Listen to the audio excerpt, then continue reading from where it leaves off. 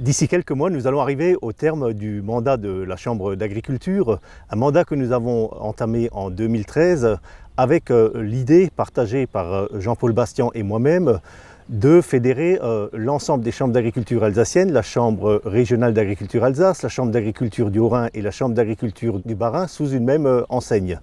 Je crois que véritablement cela a été une réussite. Une réussite au niveau technique parce que nous sommes bien plus forts ensemble et nous avons durant ce mandat réussi à répondre à l'ensemble des enjeux de l'agriculture. Également une réussite au niveau économique parce que malgré toutes les difficultés que nous avons dû affronter, la baisse des aides, la baisse des différentes dotations, nous avons réussi par le biais des économies de la régionalisation à travailler de manière efficace.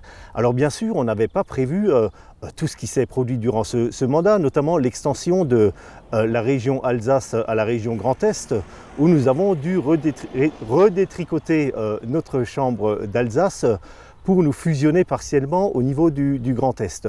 Mais je crois que là aussi, nous avons réussi, de par l'implication des élus, à ce que l'Alsace puisse être représentée, à ce que l'Alsace puisse faire valider ses points de vue au niveau du Grand Est, et aujourd'hui notre Chambre d'agriculture en sort renforcée. Alors le bilan de cette mandature il est positif, bien évidemment, avec la particularité de la Chambre d'agriculture qui est de porter la stratégie qui est définie par les élus, et cette stratégie est mise en œuvre par l'ensemble des équipes de la Chambre d'agriculture, les chefs de service, les conseillers, bien sûr l'équipe de direction. Rappelez que la Chambre d'agriculture d'Alsace, c'est 180 salariés répartis sur l'ensemble du territoire, donc 2 sites principaux, Schiltigheim-Sainte-Croix, et des antennes décentralisées. Le projet d'entreprise de la Chambre pendant cette mandature, c'était bien sûr la fusion avec l'optimisation des moyens, la montée en compétences, parce que ça a permis de restructurer l'ensemble des équipes et d'être au plus près, au service des agriculteurs de ce territoire. Donc je crois que le bilan est largement positif, et au niveau de nos équipes, je pense que ce projet était très largement partagé par l'ensemble de nos collaborateurs.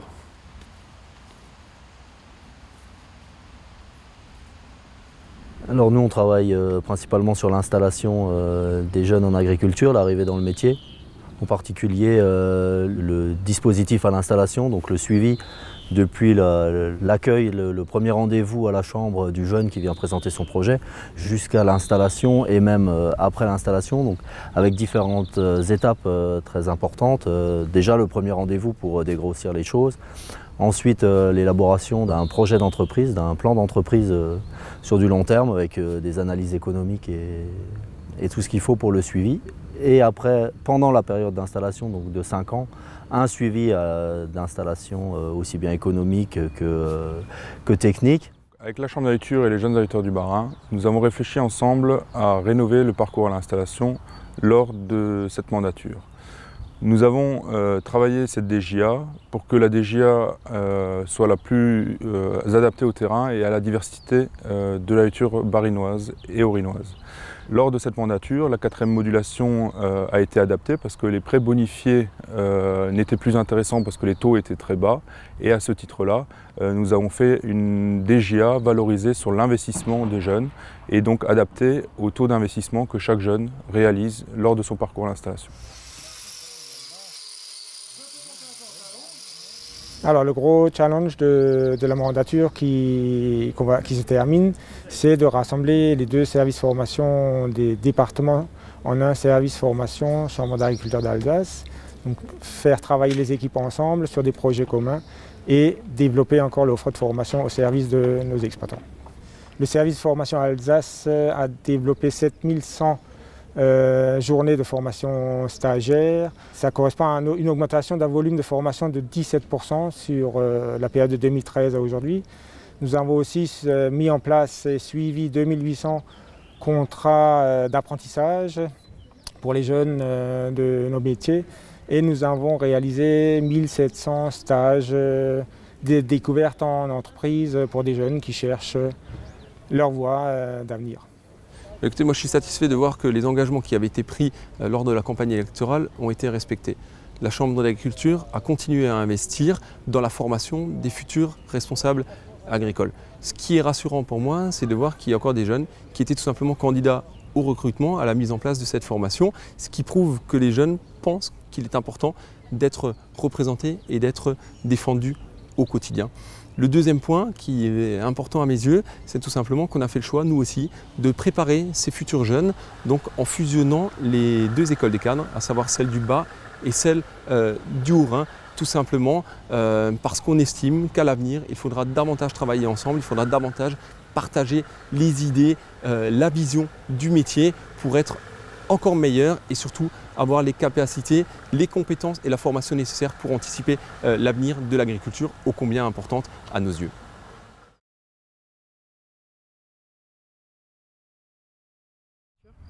Donc les principaux axes de travail, c'est un travail sur les investissements, c'est un travail sur les enregistrements avec mes parcelles notamment, et c'est un travail sur les exploitants en difficulté parce que économiquement la période a été quand même rude pour les exploitations, donc il fallait mettre en place une action coordonnée avec la MSA. Sur les investissements, nous avons trois grands sujets, les plans bâtiments. Nous avons les PVE, plans végétaux et environnement, et nous avons l'OCM vitivinicole. Sur, par exemple, le plan bâtiment, l'exigence de la mise aux normes des bâtiments et des élevages nous a conduit à faire 200 à 150 dossiers annuellement, donc en accompagnement des exploitants. Sur la partie cellule réagir, agriculteurs en difficulté, là aussi la période a été très chahutée économiquement, et sur ce sujet-là, donc avec la MSA, nous avons mis en place cette coordination sur la cellule réagir, et ça nous permet de mettre ensemble tous les intervenants sur une exploitation, que ce soit les banques, les fournisseurs, bien entendu la MSA, les techniciens chambre, pour faire évoluer, pour faire émerger de nouvelles idées et pour permettre finalement aux exploitants de sortir par le haut d'une situation difficile.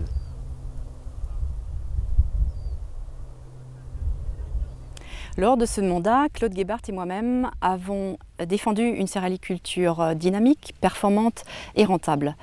L'enjeu majeur a été et restera à mon sens d'assurer la production céréalière sur notre territoire et de produire mieux face aux enjeux sociétaux de notre agriculture périurbaine, mais sans perdre de vue la rentabilité économique de nos exploitations. La viticulture, tout comme la céréaliculture, sont des activités économiques performantes dont il faut défendre la rentabilité économique. Les céréales, et en particulier le maïs alsacien, font régulièrement office de référence nationale en termes de rendement et de qualité, et ce grâce à la technicité des agriculteurs, de l'accompagnement de la Chambre d'agriculture et de nos partenaires locaux, mais également grâce à l'eau qui coule ici sous nos pieds en abondance. L'irrigation est à mon sens d'ailleurs un enjeu primordial puisqu'il permet d'assurer une qualité et une quantité de production constante, et ce, indépendamment des facteurs météorologiques. Grâce au flash irrigation et au flash grande culture, la Chambre d'agriculture apporte des règles de décision et des préconisations en fonction de l'évolution des cultures et des bio-RSE sur le terrain, ce qui permet à l'agriculteur de prendre des bonnes décisions.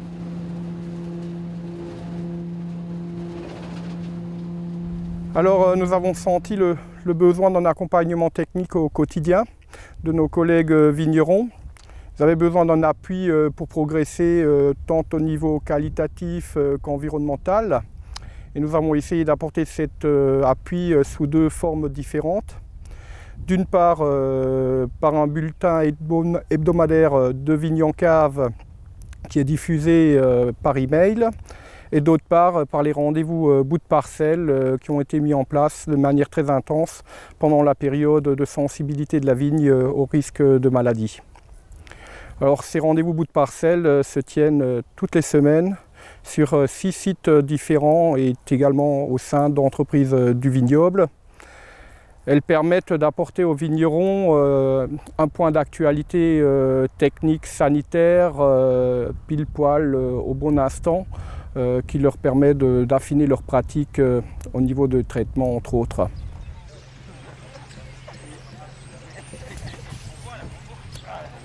Le service fruits et légumes au niveau de l'Alsace est très dynamique parce qu'il a su développer les surfaces au courant de cette mandature au niveau de nombre d'exploitations, de production dans notre territoire.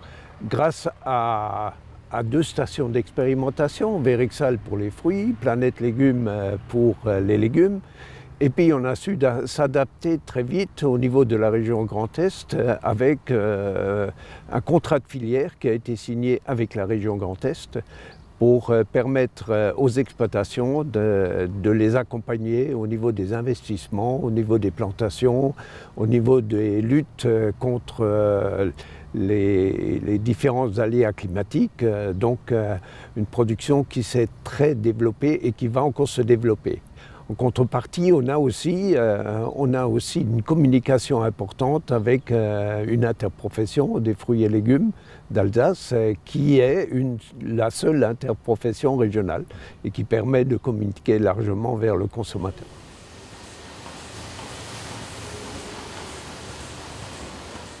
Alors les évolutions ont été nombreuses, mais principalement dans le conseil et dans la structuration de notre service élevage. Nous avons pu développer un conseil sur l'ensemble des productions de notre région Alsace, apiculture, ovins, porcine, bovins d'engraissement et principalement le cœur de métier, ce qui est le lait.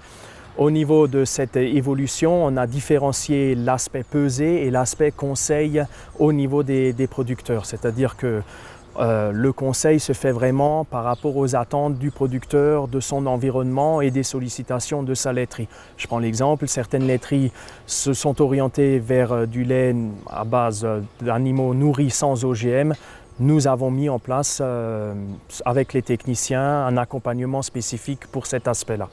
Et dans le même temps, nous avons tissé des liens avec nos départements voisins, la Haute-Marne, la Moselle, pour améliorer encore au mieux ce conseil et avoir un cadre plus large au niveau du Grand Est. Voilà les principales évolutions du service élevage ces dernières années.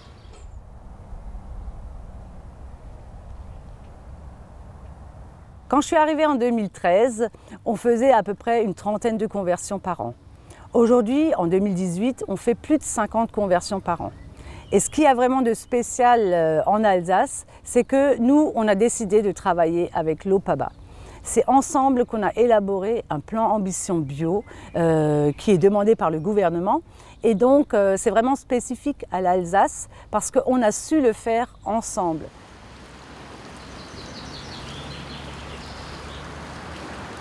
Au niveau du bilan, on peut déjà constater un réel travail avec des vrais résultats positifs sur la difficulté des nitrates. On voit aujourd'hui effectivement les nitrates baisser un peu partout. Il reste encore quelques points sensibles qu'il faut continuer, mais je pense que là, il y a un vrai résultat positif et bravo aux agriculteurs. Sur la difficulté des phytosanitaires, eh bien là, nous sommes en plein dans le dossier, malgré les efforts réalisés avec le travail fait sur les fermes défis, avec l'évolution des pratiques de tous les agriculteurs, nous devons continuer effectivement dans ce même esprit et par exemple, dans l'avenir, proposer le contrat de solution. Alors la Chambre d'agriculture, au travers de l'engagement de ses élus, mais aussi de ses techniciens, elle est reconnue pour relever les défis environnementaux qui sont liés aussi à l'attente de notre société.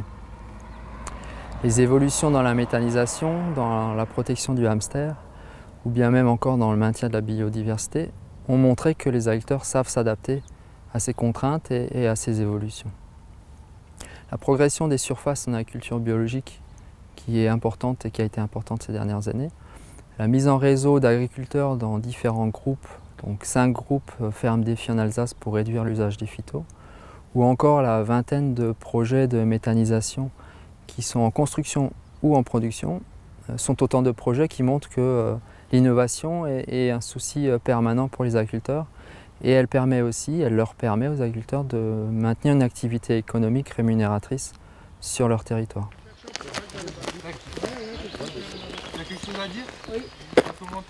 L'axe numéro 1 pour la forêt privée a été le regroupement foncier. Il consistait à proposer une aide aux propriétaires pour les frais de notaire. L'axe numéro 2, la desserte. Si vous avez une forêt et qu'il faut avoir un accès pour pouvoir mobiliser du bois. Nous avons réalisé plus d'une centaine de kilomètres de chemins forestiers et de pistes forestières. En en axe numéro 3, nous avons la mobilisation de bois. Là, nous sommes passés par des plans d'action sylvicole. Nous avons proposé des offres de prix aux propriétaires. Ils étaient tout à fait enclins à accepter ou à refuser. Et c'était un plus pour le propriétaire. Nous avons fait des offres de groupement. Et en 4, nous avons les visites conseils, les visites conseils de Rencontrons-nous avec le CRPF, la Chambre d'agriculture forestier d'Alsace, où nous avions parfois jusqu'à 50 participants.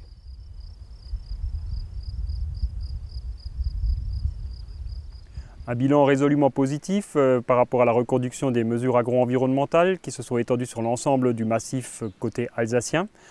Nous avons également beaucoup œuvré avec la région, d'abord Alsace, puis maintenant la région Grand Est, au plan de soutien à l'investissement aux agriculteurs de montagne, donc séchage en grange, mais matériel spécifique montagne.